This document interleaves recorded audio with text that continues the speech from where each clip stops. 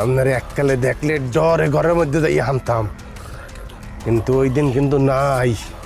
এখন বিবেক বুদ্ধি সব কিছু আল্লাহ দেছে।